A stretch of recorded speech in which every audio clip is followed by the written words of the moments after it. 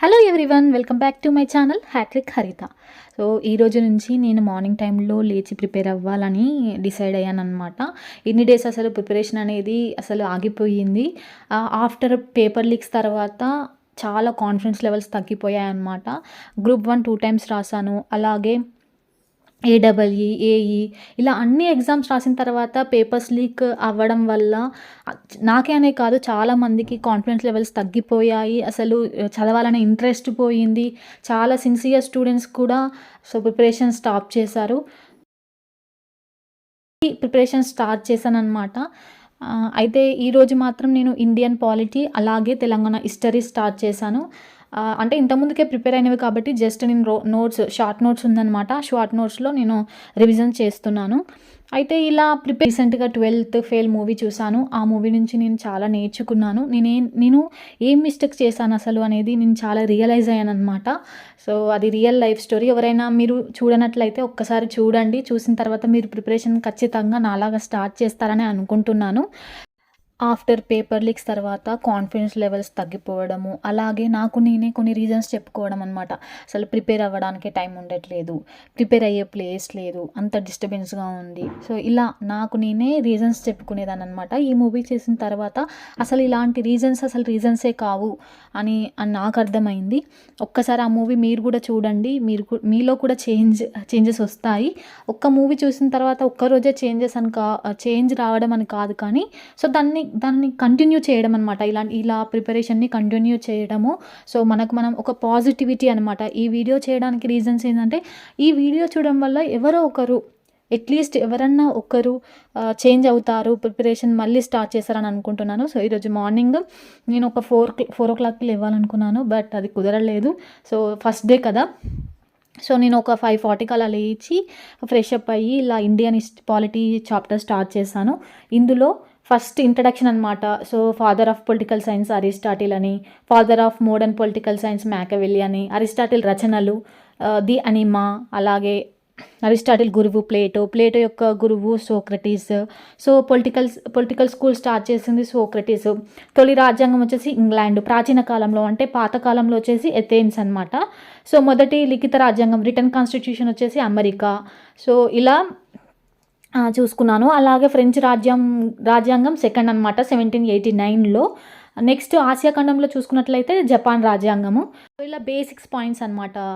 Polity చాప్టర్లో first basics points చూసుకున్నాను, first day కదా. సో అతిపెద్ద లిఖిత రాజ్యాంగం return constitution Indian constitution. So rigid constitution, అలాగే ఫ్లెక్సిబుల్ అనమాట ఇండియన్ కాన్స్టిట్యూషన్. అలాగే అదృఢ రాజ్యాంగానికి బ్రిటన్ ఎగ్జాంపుల్, దృఢ రాజ్యాంగానికి అమెరికా అనమాట ఎగ్జాంపుల్. సో ఇక్కడ నెక్స్ట్ పాయింట్స్ స్వరాజ్ తీర్మానం అని, స్వరాజ్ బిల్లు ఎవరు అని ఇలా లైన్గా చూసుకున్నాను అనమాట. అలాగే కంటిన్యూ చేశాను పాలిటీ ఫస్ట్ బేసిక్స్ పాయింట్స్. అలాగే రాజ్యాంగ సమావేశాలు జరిగాయి కదా రాజ్యాంగ రచనకు. సో అవన్నీ చూసుకున్నాను. ఇలా కమిటీస్ ఉంటాయి కదా, అవన్నీ చూసుకున్నాను. సో ఫస్ట్ మనకి బేసిక్స్ పైన ఐడియా ఉంటే, బేసిక్స్ నుంచి కూడా క్వశ్చన్స్ వచ్చే ఛాన్స్ ఉంటుందన్నమాట. మనకి బేసిక్స్ పైన ఐడియా ఉంటే నెక్స్ట్ అలా లెవెల్స్ ఇంక్రీజ్ చేసుకుంటూ వెళ్ళాలి. సో నేను ఫస్ట్ డే కాబట్టి బేసిక్స్ చూసుకున్నాను. సో బేసిక్స్ తర్వాత నేను ఫస్ట్ చాప్టరు అంటే ఆర్టికల్స్ 1 to 4 ఏంటో చూసాను అనమాట. ఇది ఆల్రెడీ తెలుసు కాబట్టి రివిజన్ చేస్తున్నాను.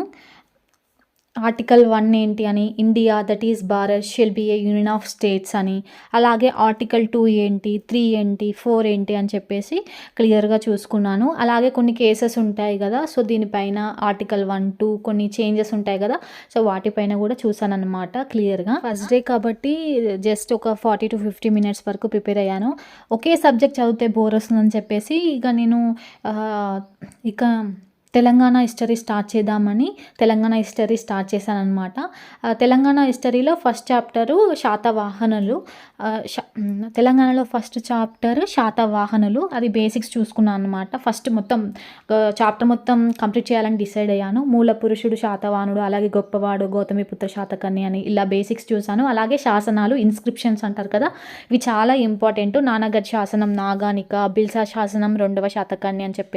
సో ఈ నోట్స్ నేను 2 years బ్యాక్ ప్రిపేర్ చేసుకున్నాను అనమాట, ప్రిపరేషన్లో ఉన్నప్పుడు. అది ఇప్పుడు యూజ్ అవుతుంది. మళ్ళీ టెక్స్ట్ బుక్స్ ప్రిపేర్ అవ్వడం, మళ్ళీ అవి చూడడం అంటే చాలా టైం వేస్ట్. ఇలా షార్ట్ నోట్స్ ఉండడం వల్ల ఏంటి అంటే మనకు టైం వేస్ట్ కాదు, అలాగే మనకి ఈజీగా ఉంటుందన్నమాట రివైజ్ చేసుకోవడానికి. ఇక్కడ రాజుల గురించి చూస్తున్నాను. శ్రీముఖుడు, తనకున్న బిరుదులు, మతం ఏంటి అని చెప్పేసి, కృష్ణుడు, కన్నేరి శాసనం, తను వేయించిన శాసనం, మొదటి శాతకర్ణి ఇంపార్టెంట్ అనమాట. దక్షిణాధిపతి అంటారు, ఏకవీర, శూర, అప్రతిహిత చక్ర అని చెప్పేసి, రెండవ శాతకర్ణి. అలాగా లైన్గా చూసుకున్నమాట. శాతవాహనుల యొక్క ఆధారాలు, సో చాలా ఇంపార్టెంట్ ఇది కూడా. హర్షచరిత్ర అంటే బాణుడు రచించారు. మహాభారతం వ్యాసుడు. లీలావతి పరిణయం కుతూహలుడు. గదా సప్తపతి హాలుడు అనమాట రాజు. బృహత్కథ గుణాఢ్యుడు. ఇలా సృహల్లేఖ, ఆచార నాగార్జున గురించి క్వశ్చన్స్ ఎక్కువ వచ్చే ఛాన్స్ ఉంది అనమాట తన గురించి. అలాగే కుంతల శాతకర్ణి, మొదటి పులోమావి, హాలుడు, గదా సప్తశతి అనమాట హాలుడు రచించినది, ఇంపార్టెంట్ ఎగ్జామ్ పాయింట్ ఆఫ్ వ్యూలో. అలాగే గౌతమిపుత్ర శాతకర్ణి మోస్ట్ ఇంపార్టెంట్, తనకున్న టైటిల్స్ నేర్చుకోవాలి. వాహిష్ఠిపుత్ర పులోమావి ధరణికోట శాసనం వేయించాడనమాట. యజ్ఞస్ని శాతకర్ణి. లాస్ట్ రాజు ఎవరు అంటే మూడవ పులోమావి అనమాట. నెక్స్ట్ ఇంపార్టెంట్ అనమాట, కొన్ని పదవులు ఉంటాయి కదా రాజ్యంలో. విశ్వసామాత్య అంటే ప్రధాని అని చెప్పేసి, మహాతలవర అంటే ప్రధాన సైన్యాధిపతి అని చెప్పేసి, కటకం సైన్యగారం, కశ్యపనాలు అంటే వెండి అనమాట, బంగారంని సువర్ణాలు అనేవాళ్ళు, పోటీన్ అంటే మిశ్రమ లోహం అనమాట. First day Indian polity first basic points, అలాగే శాతవాహనులు చాప్టర్ తెలంగాణ హిస్టరీలో కంప్లీట్ చేశానమాట. అంటే మార్నింగ్ టైంలో ఎవరైతే group 1 TSPSC group 1 group 2 preparation stop చేశారో, ఆపేశారో వాళ్ళు మళ్ళీ స్టార్ట్ చేయండి. ఎందుకంటే టీఎస్పీఎస్సీ చైర్మన్, కొత్త చైర్మన్ రావడానికి 2-3 మంత్స్ పట్టొచ్చు ఎగ్జామ్ డేట్స్ అనౌన్స్ చేయడానికి. ఆలోపు మనం ప్రిపేర్ అయ్యి ఉంటే మనం ఎగ్జామ్స్ని ఈజీగా అటెంప్ట్ చేయొచ్చు అనమాట. మనం దేనికైనా ప్రిపేర్ అయ్యి ఉంటే ఎగ్జామ్ డేట్స్ గురించి అలాగే వీటి గురించి థింక్ చేసే బదులు మనం ప్రిపేర్ అయితే మనం ఎప్పుడొచ్చినా సరే, ఎగ్జామ్ డేట్ ఎప్పుడొచ్చినా సరే మనం ఆల్రెడీ ప్రిపేర్ అయ్యి ఉంటాం కాబట్టి మనకి ఈజీగా ఉంటుందన్నమాట. నేను ఇచ్చే సజెషన్ ఏంటి అంటే, ఇంకా మాకు ఇంట్రెస్ట్ రావట్లేదని మీరు అనుకుంటే, ఒకవేళ 12th ఫెయిల్ మూవీ చూడకపోతే చూడండి.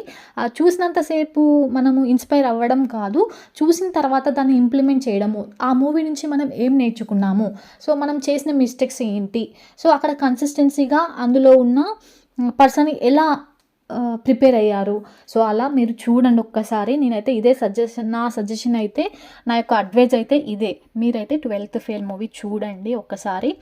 చూసినంతసేపు ఇన్స్పైర్ అవ్వడం కాదు, చూసిన తర్వాత మీరు దానిని మీ లైఫ్లో ఇంప్లిమెంట్ చేసుకోండి. సో యూజ్ అవుతుంది. ఓన్లీ ఈ కాంపిటేటివ్ ఎగ్జామ్స్ అనే కాదు, మీరు ఏం అవ్వాలనుకుంటున్నారో, మీ గోల్ ఏంటో, సో దాని తగ్గట్టు మనం హార్డ్ వర్క్ చేస్తేనే మనకు సక్సెస్ అనేది వస్తుంది. ఈ వీడియో ఫర్ వాచింగ్. అట్లీస్ట్ ఒక్కరైనా చేంజ్ అయ్యి ప్రిపరేషన్ స్టార్ట్ చేస్తారని నేను అనుకుంటున్నాను. Thank you for watching. నా వీడియోస్ మీకు నచ్చినట్లయితే లైక్ చేయండి.